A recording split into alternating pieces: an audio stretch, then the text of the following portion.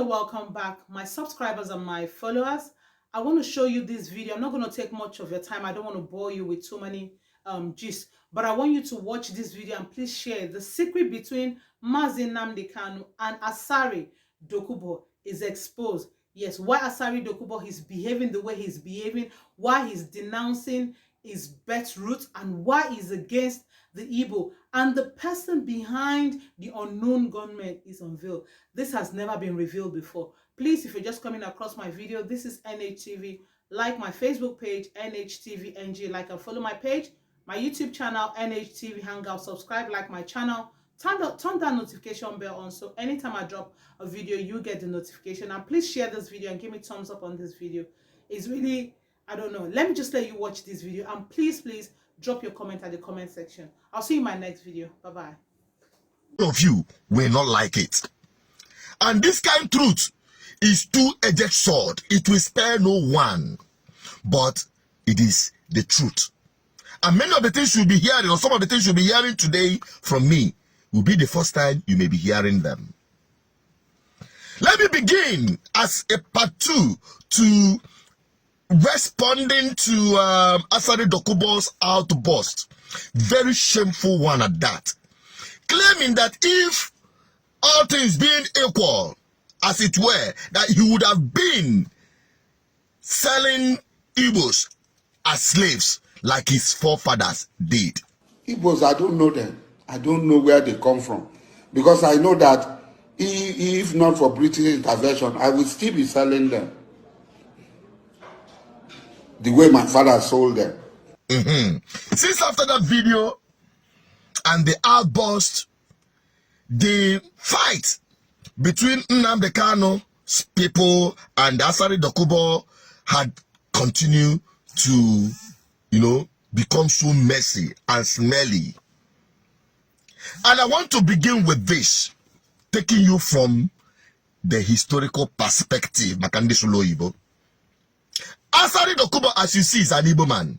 Asari Dokubo is my personal friend. Man, I am on a detention. Asari Dokubo wonya abam. Aha nna ya we di abale. Aha Asari wo uzo de mma. Masha Hari wonya ocho ogwa. Aha ya we beneme. Bricks wo kolie. Alabo Grand Douglas wo koma. And David West wo suago. They are all Igbos. It was the war and the way the war ended.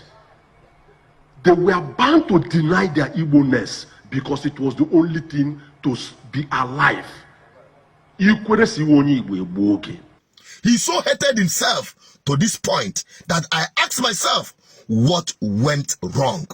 This is what went wrong. In case you don't know, when the Nigerian military invaded Nnamdi Kanu's house, before the day they invaded his house, Nnamdi Kanu and his family has already been taken away. That is the truth. They weren't abducted by the Nigerian security forces as it was widely speculated and said. I have refused to say this since it began for a known reason. But today I have to say it. And who was behind the lifting of Nnamdi Kanu and taking him to a secured place? How he managed to escape and appeared in Israel and subsequently back to the United Kingdom. The man behind it is Asari Dokubo. That is the truth. The training of IPOB boys under this roof, we know that. It is not a secret. Because Asari Dokubo has already attested to that, which we know it is the truth. And those involved knows what I'm saying is the truth. But many of you don't know. They were so close. Asari Dokubo declared himself as a Biafran. He put his chest out for Nnamdi Kanu. You talk for destruction, they say they don't want. You talk this one, they don't want. They give their children appointment for inland railway. They give you. Chico Concord, they give you. Igwe, they give you. I tell you, not enough appointment, they give you. They take people for Central Bank, they give you. They give their children, they give you. They They don't put people for NNPC. They give you. Fool. You don't get sense. Now Nnamdi Kanu now be a problem. Man, look. There is a time. Every traitor will be paid in a millionfold for his treachery against his own people. Every traitor. Nnamdi Kanu should not be a problem. Nnamdi Kanu is in the struggle. He's in the struggle for liberation of his people. For first of all, for liberation of himself. And liberation of his people. And people have chosen to follow him. If you are not following him, just keep quiet and go and do your own. Nnamdi Kanu is on a cause. A cause that will bring salvation, independence, freedom, and dignity back to our people. If you don't agree with him, just keep quiet. If you are not in support of Biafra, you are the traitor. You are a traitor. You are a traitor. And the people, the generation that are coming, they will tell you if you are alive. They will spit on your face. They will urinate and defecate on their grave for betraying them. You come to talk, you are afraid. You are lily-livered. You are a coward. You don't want to stand up and fight. You want to remain where you are. I will not remain with you. Biafran army, the military of Biafra, will be the core foundation of the Biafran people. Our military, they said, if you want peace, prepare for war. The only solution, the only guarantee for our future, the future of my children, the future of their children, the future of generation unborn is Biafra. But I asked, what went wrong? At what point did this relationship break and became the direct opposite? That both of them are breathing down on their necks. It was the argument whether or not should Biafrans be allowed to vote. Now they can say boycott election. Asari Dokubo said vote. That is just the only simple thing. Things we will get serious, not too serious. That was the beginning of the problem. And till today, things have continued to go so bad. And I must speak because it has gotten to its breaking point. Oh yes. Now let me also inform you that so many people are saying Asari Dokubo is the leader and commander of unknown gunmen. You all knew in this place my position, warning my people about unknown gunmen, but they say, wow, I'm a saboteur, that they are the angels fighting for Biafran people. They go about killing police, burning houses, threatening anyone that stands in their way. That has been the activities in the southeast. And when I said it, they called me a saboteur. The same IPOBs. I warned them that they are just simply criminal elements being sponsored by politicians to destabilize our homeland. That is the truth. Now, the same IPOB, because I know fully well when Nnamdi Kanu launched his ESN, he made specifically clear that ESN is just to protect the forests. They have no business coming out on the street against Fulani hairs and Fulani hairs men Marudas. That was the sole reason why Nnamdi Kanu said he launched ESN.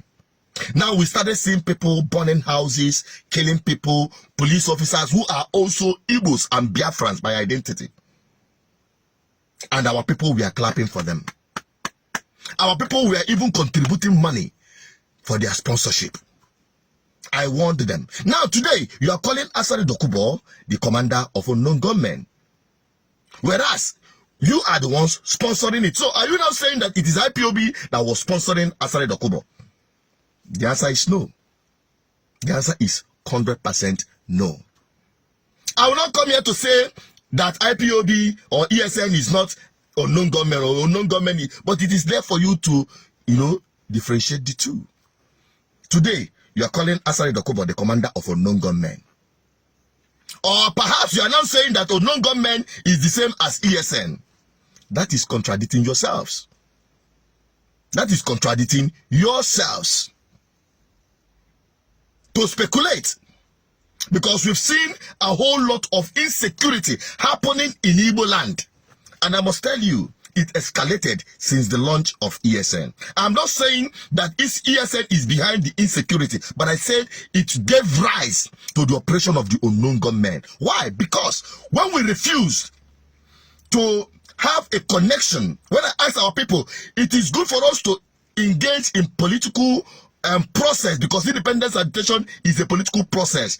Have men and women that believe in what you believe in government house. You said no, you are not interested in politics, you are not interested in elections, and you allowed people who are piloting the affair, the governor who refused. I kept saying it. It was the Southeast governors who refused. In fact, can buy go do this motor on and put on the AC so I don't sweat too much. Normal voltage. Just wait, because you need to hear this truth. For connection.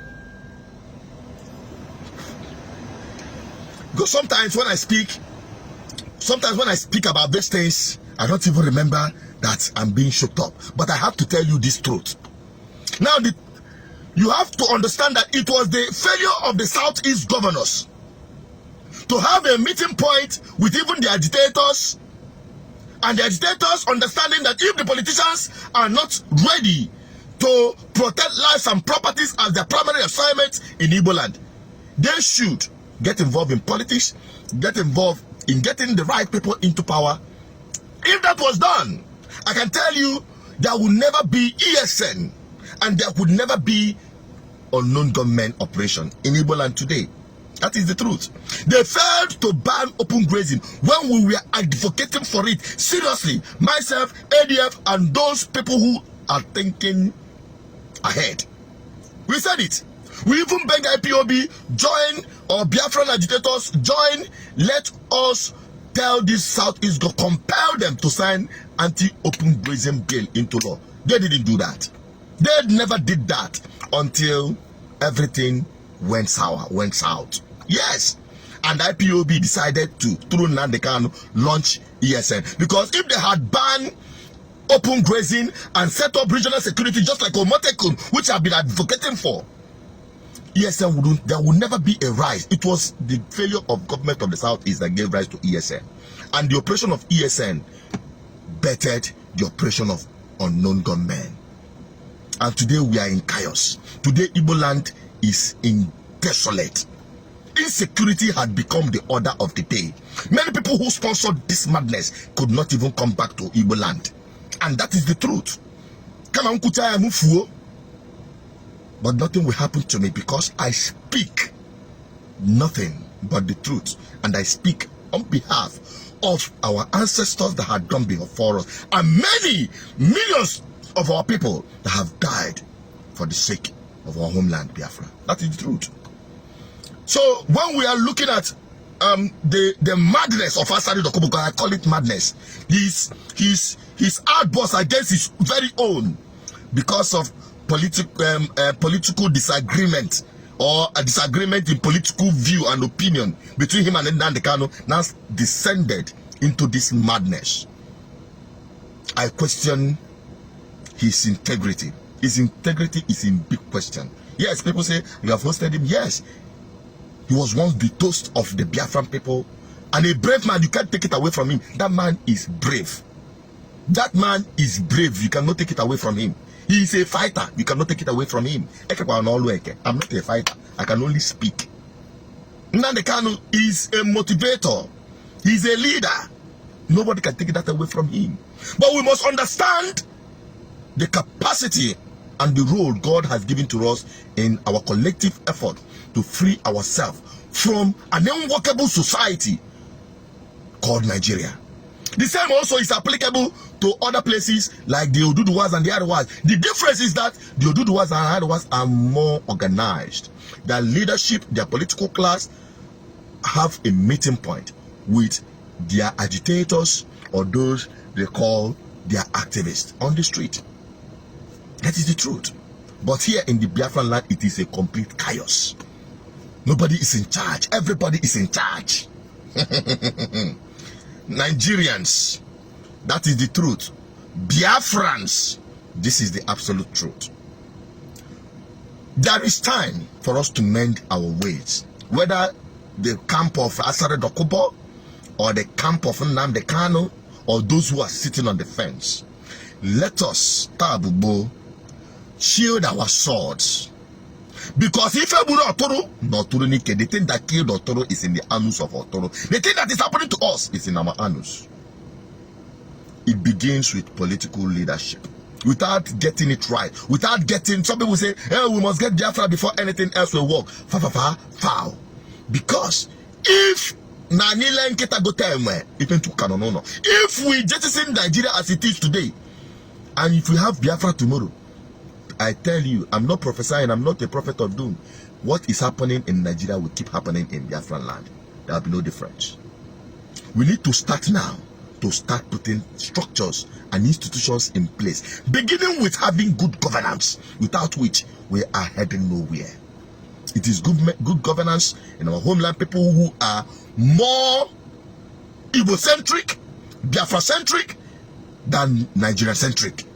That is because sexuality begins at home. It's not a bad thing. It's not against any law to think of your own first. Is it not Tinubu that entered yesterday appointing parallelly Yoruba people everywhere? I don't blame him. I will not ever talk about it. The same thing happened in Yoruba, in Fulani man that left Buhari. But when you have men of character, I'm not saying when Peter B goes there, let him bring Igbos. No, that is total rubbish. That is the conspiracy of the leaders against the poor. When you have good leadership, it doesn't matter where you come from. The most important thing is that every Nigerian is a victim of this madness happening in Nigeria.